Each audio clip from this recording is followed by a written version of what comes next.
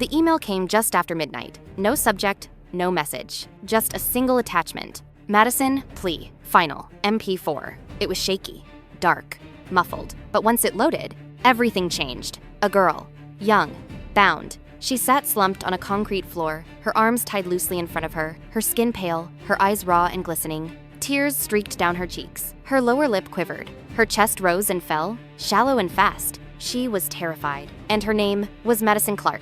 In the frame, she held up a crumpled sheet of paper. Scrawled in red marker were a bank account and a number. 20-0. Mom, Dad, please. She cried, voice trembling. They said they'll hurt me if you don't send it. Then, a sound. Low, mechanical. The unmistakable buzz of electric clippers. Madison turned toward the noise and screamed. No, please, don't. Please, I'm begging you. A figure stepped into frame. Tall, broad shoulders, dressed in black, face completely hidden behind a smooth, expressionless mask. In his gloved hand, the clippers. He grabbed a fistful of her hair. Please, no. No, no. I'll do anything, just don't. Her pleas echoed off the walls, but the man didn't speak. He flicked the clippers on and pressed them against her scalp. Strands of blonde hair fell to the floor in clumps. Her cries turned to screams. Mom, Dad, please, please send the money. She writhed as the machine buzzed across her head, front to back to front, until all that remained was bare, exposed skin and scattered patches of stubble. And then, silence. Just the soft whirring of the clippers winding down, and her sobbing. The screen cut to black. For most people, it was just another forwarded video. Another breaking headline. Another viral shock. But for Charles and Rebecca Clark, it was their daughter, shaved, sobbing, begging for her life. And they believed every second of it. What they didn't know, what no one knew yet, was that the real danger wasn't the man in the mask. It was something far more hidden, far more deliberate, and it was already in motion. Before the video, before the bank account and the tears and the mask, there was just Madison Clark. 22, blonde, delicate features, and the kind of bone structure you'd expect to see in a perfume ad. But she didn't smile often. Not lately. Not really. People described her as quiet, polite, a little strange, maybe. The kind of girl who wore headphones at the dinner table and rarely made eye contact with strangers. She wasn't close to anyone. Not at school, not in town, not even at home. The Clark residence was immaculate. 5 bedrooms, 2 imported cars, marble countertops, white wine in crystal glasses, and walls that echoed when you walked barefoot across the hardwood floors. Her father, Charles, ran a logistics firm that serviced half the state. Her mother, Rebecca, chaired a foundation for children with speech disorders. They had money, they had prestige, they had expectations. And Madison had always struggled with those. She wasn't failing. She wasn't rebellious. She just didn't seem to belong. She'd enrolled in an arts program 2 years ago, dropped out after 3 months. No explanation, no argument. She just came home. They gave her space. Too much space?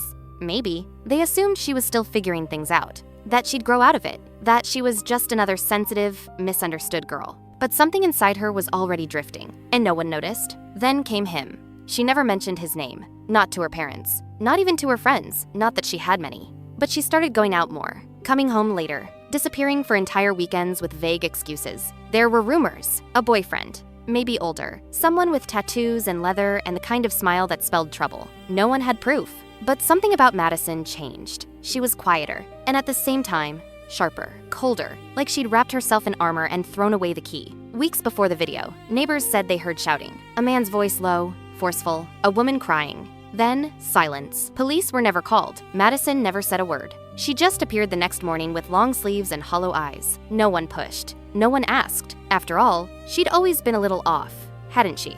That's the thing about girls like Madison. You never really see them coming, until they're already on the floor, crying into a camera, and someone shaving their head while their parents watch in horror. The moment the screen went black, Rebecca Clark collapsed, not fainting, folding, as if her legs simply refused to carry her through what she'd just seen. Her husband, Charles, stood frozen, still gripping the iPad in both hands, still staring at the last frame. His daughter, hairless and heaving, looking straight into the lens like it was the only hope she had left. Then came the voice, Rebecca's, a scream, full-bodied, piercing, raw, the kind that doesn't ask for help, the kind that requires it. Charles called 911. He could barely speak. The dispatcher had to ask him 3 times to confirm the address. His hands wouldn't stop shaking. By sunrise, the Clark residence was under full police lockdown. Officers came in pairs, 1 for questions, 1 to comfort. The FBI was looped in. A task force was assembled. Because this wasn't just a missing person, it was a hostage situation. And there was proof. The family released a statement. They gave the media a photo Madison smiling, pre-incident. Long golden hair, soft lipstick, a pearl earring just visible beneath the waves. The image went viral within minutes. Help bring Madison home. She's still out there. We won't stop until she's safe.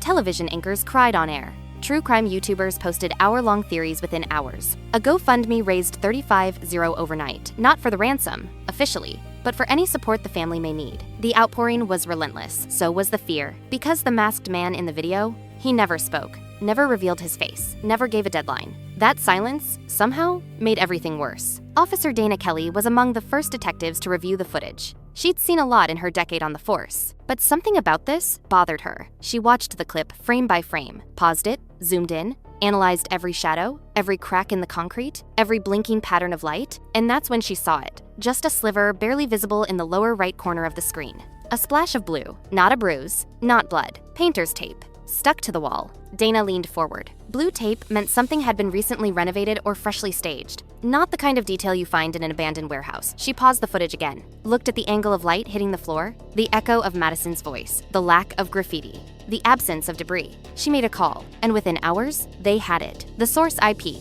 It didn't lead to some faraway server. It led to a building, just 6 blocks from the Clark home. The location was a garage, rented under a fake name, paid in cash. No surveillance cameras outside. No neighbors willing to say they saw anything strange. But inside, they found exactly what they feared, and exactly what they didn't expect. There was no girl, no masked man, just silence. And the remnants of something carefully, precisely orchestrated. On the stained floor, clumps of blonde hair. Next to it, a pair of black gloves, a roll of duct tape, and a matte black face mask, smooth, featureless. A single ring light still stood against the wall. The bulb was warm when they touched it, and sitting atop a folding chair was the camera, still recording. Inside the memory card, there wasn't just one video. There were 6, 5 test shots, 1 final take. In one version, Madison flinched too soon and ruined the timing. In another, the camera tilted mid-record and cut off her face. In every version, the masked man moved the same way, precise, measured, like he'd rehearsed it, like he knew his mark. But the 6th video, that one was perfect. That was the one they sent, and that's when the illusion broke. Detectives isolated the raw audio from the 5th clip. A laugh. Barely audible, but there. Female. Unmistakable. Madison's. She wasn't crying. She wasn't screaming. She was laughing. Just for a second. Just long enough to destroy everything. Officer Dana Kelly had seen enough.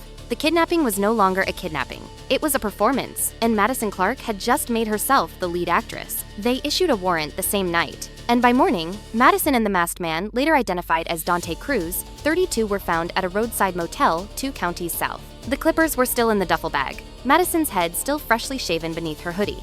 And for the first time since it all began, she had nothing to say. The arrest didn't stay quiet for long. Within minutes, mugshots leaked. Madison Clark hoodie pulled low, shaved head uneven, mascara smudged. Dante Cruz, unshaven, unsmiling, staring dead into the lens. The headline hit like a thunderclap. Kidnapping was fake woman staged own abuse for cash. People felt betrayed, enraged, embarrassed. This wasn't just a hoax, it was personal. Madison hadn't just lied.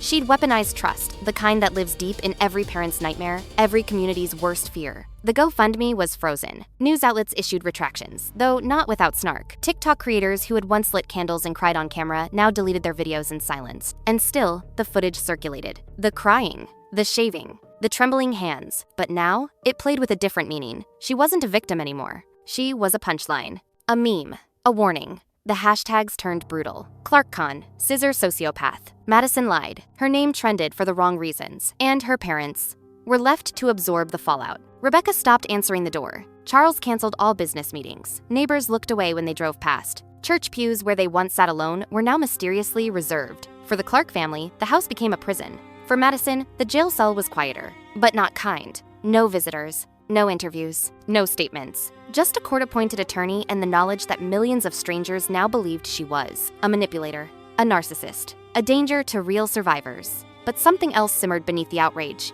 A question, a suspicion, a whisper.